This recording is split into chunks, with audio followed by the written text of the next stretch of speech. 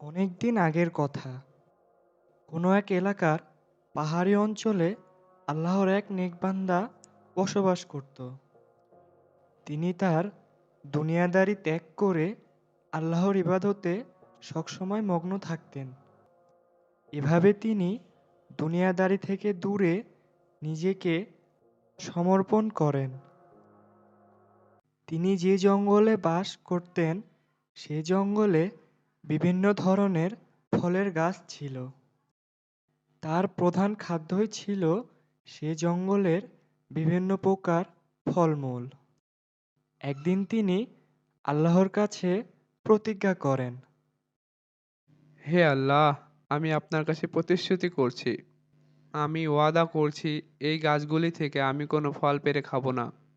আমি অন্য কাউকে বলবো না যে সে আমাকে সাহায্য করুক ফল পাড়তে। আমি শুধু সেই ফলগুলোই খাবো যে ফলগুলো গাছের ডাল থেকে মাটিতে ঝরে পড়বে। অর্থাৎ আমি কখনো ফল পেড়ে খাবো না, আর কাউকে পেড়েও দিতে বলবো না। ইস, কত সুন্দর পেয়ারাগুলি! না, না, না, আমি তো আল্লাহর কাছে ওয়াদা করেছিলাম, আমি এই ওয়াদা ভাঙতে পারবো না। আমার অটুট বিশ্বাস, অবশ্যই এই পেয়ারাটি গাছ থেকে ঝরে পড়বে।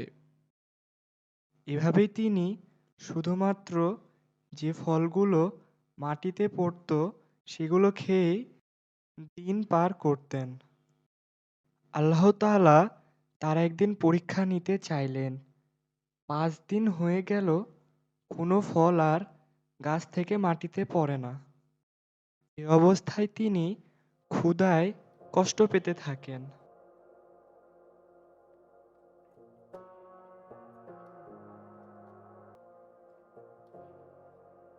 তিনি ক্ষুধায় অস্থির হয়ে পড়েন এবং জঙ্গলের পথ দিয়ে হাঁটা শুরু করেন।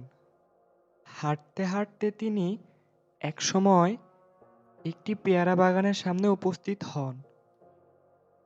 তিনি দেখতে পান সেই বাগানে গাছে অনেকগুলো পেয়ারা হাওয়াতে দুলতে থাকে, কিন্তু একটুও মাটিতে পড়ে না। অনেকক্ষণ বায়ু প্রবাহিত হওয়ার পরেও যখন একটি পেয়ারাও গাছ থেকে পড়ল না, তখন ইস, কত সুন্দর পেয়ারাগুলি! না, না, না, আমি তো আল্লাহর কাছে ওয়াদা করেছিলাম, আমি এই ওয়াদা ভাঙতে পারবো না। আমার অটুট বিশ্বাস, অবশ্যই এই পেয়ারাটি গাছ থেকে ঝরে পড়বে। অনেকক্ষণ বায়ু প্রবাহিত হওয়ার পরেও যখন একটি পেয়ারাও গাছ থেকে পড়ল না, তখন আল্লাহর সেই নেক বান্দা ধৈর্য হারিয়ে গাছ থেকে একটি পেয়ারা পেড়ে নিজের ক্ষুধা মিটান।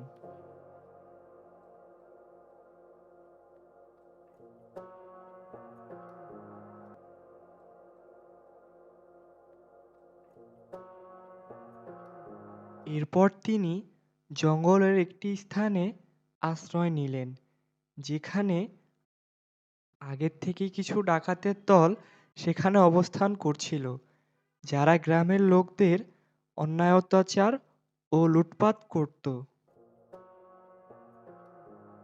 এবং রাতে সেখানেই তারা লুকিয়ে থাকত। পরের দিন সকালবেলা রাজার কিছু সিপাই এসে সে ডাকাতদেরকে ধরে ফেলে এবং সাথে আল্লাহর সেই নেক বান্দাকেও ডাকাত মনে করে ধরে নিয়ে যায়। বাদশার আদেশ মতো তাদের একটি হাত ও একটি পা কেটে ফেলার শাস্তি ঘোষণা করা হয়।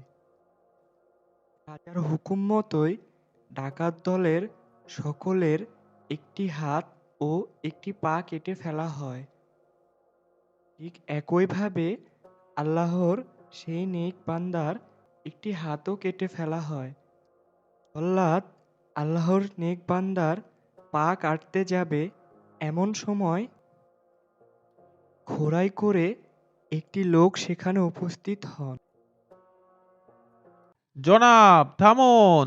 একটু ভালো করে দেখুন, এই লোকটি কোনো সাধারণ মানুষ নয়। আর কোনো চোরও নয়, বরং তিনি হলো একজন বুজুর্গ ও আল্লাহওয়ালা। তিনি একজন হুজুর ব্যক্তি। তুমি তাকে শাস্তি দিচ্ছ, এখন আল্লাহ তাআলার অপেক্ষায় থাকো। সে লোকটির কথা শুনে জল্লাদের হাত থরথর করে কাঁপতে থাকে। তার হাত থেকে সেই তলোয়ারটি পড়ে যায়। রাজা সবকিছু শুনে ভয়ে কাঁপতে কাঁপতে আল্লাহর সেই নেক বান্দার সামনে এসে বলে, হে আল্লাহর নেক বান্দা, আমি এটি বুঝতে পারিনি যে আপনি আসলে কে। আমি আপনাকে চোর ও ডাকাত ভেবেছিলাম। আমরা মনে করেছিলাম যে ওদের সাথী, যারা রাতের বেলায় গ্রামের লোকজনকে লুট করে নেয়। না জেনে আপনার ওপর অনেক অন্যায় ও অত্যাচার করেছি। আমার জন্যই এত বড় একটি ভুল হয়েছে। হে আল্লাহর নেক বান্দা, আপনি আমাকে ক্ষমা করে দেন। আর দয়া করে আমাদের সকলকে মাফ করে দিন। এখানে ওদের কোনো ভুল নেই। আমি গুনাহ করেছি, তার জন্য আমার হাত কেটে ফেলা হয়েছে। তুমি তো এই বিষয়ে কিছুই জানো না যে আমার হাত কিসের জন্য কাটা হয়েছে। সুতরাং তুমি নিশ্চিন্তে থাকো। এটা বলে আল্লাহর সে নেক বান্দা সেখান থেকে চলে যান। কিছুদিন পর এক অজানা ব্যক্তি বিনা অনুমতিতে আল্লাহর সে নেক বান্দার কুঠিরে প্রবেশ করে এবং সে একটি বিস্ময়কর ঘটনা দেখতে পায়। হুজুর, আমি এসব কি দেখছি? আপনার দুইটি হাত সহি সালামতে রয়েছে। ও আমার জানে দুশমন, আমার অনুমতি ছাড়া তুমি কেন প্রবেশ করলে?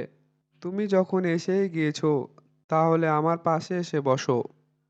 কিন্তু খবরদার, যা কিছু তুমি দেখেছো নিজের চোখে, আমার জীবিত থাকাকালীন তুমি কাউকে জানাবা না। হুজুর, আমি আপনার সাথে মোলাকাত করার জন্য অন্য কারণ নিয়ে এসেছি এবং আপনার সাথে সাক্ষাৎ করতে চাচ্ছি।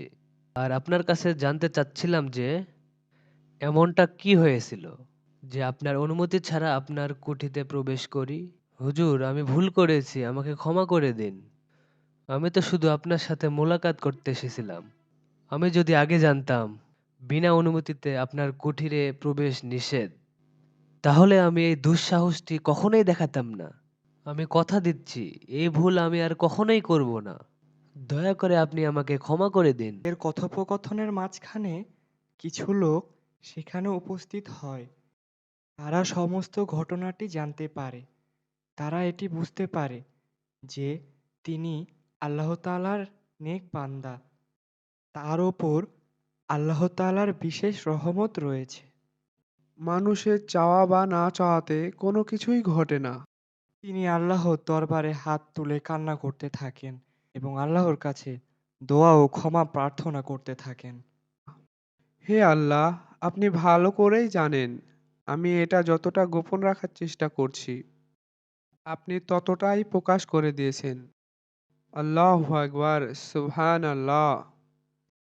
আল্লাহু আকবার, সুবহান আল্লাহ। আল্লাহু আকবার, সুবহান আল্লাহ। হে আল্লাহ, আপনি যা করেন তার মধ্যে নিশ্চয়ই কোনো ভালো কিছু লুকিয়ে থাকে। আমাদের সকলের গুনাহগুলো মাফ করে দিন আল্লাহ। আমি এটি দেখেছি, আমার প্রতিশ্রুতি ভাঙার কারণে আমার একটি হাত কেটে ফেলা হয়েছে। আমি যদি আমার প্রতিশ্রুতিটা না ভাঙতাম, তাহলে আমি এই শিক্ষাটা গ্রহণ করতে পারতাম না। সেদিন পেয়ারা পেরে খেয়েছিলাম বলে আমাকে একটি হাত হারাতে হয়েছে। সেই কাজের জন্য আপনি আমাকে এই শাস্তি দিলেন। কিন্তু আপনি আপনার বান্দাকে কতই না ভালোবাসেন। আপনি আমাকে লোকজনের সামনে অসম্মানিত হতে দেননি। হে আল্লাহ, আপনি কতই না মেহেরবান। আপনি আমাদের সমস্ত গুনাহ মাফ করে দিন। আর এই ভুলের কারণে তওবা করছি। আর সেই তওবা কবুল করে নিন। আল্লাহ, আমাকে মাফ করে দিন। এই গল্পের মাধ্যমে প্রমাণ হলো যে আল্লাহ চাইলে কি না করতে পারে। আল্লাহ তাআলা সকলকে প্রকৃত ঈমানদার হওয়ার তৌফিক দান করুন। গল্পটি ভালো লাগলে অবশ্যই একটি লাইক এবং সাবস্ক্রাইব করুন। ধন্যবাদ সবাইকে।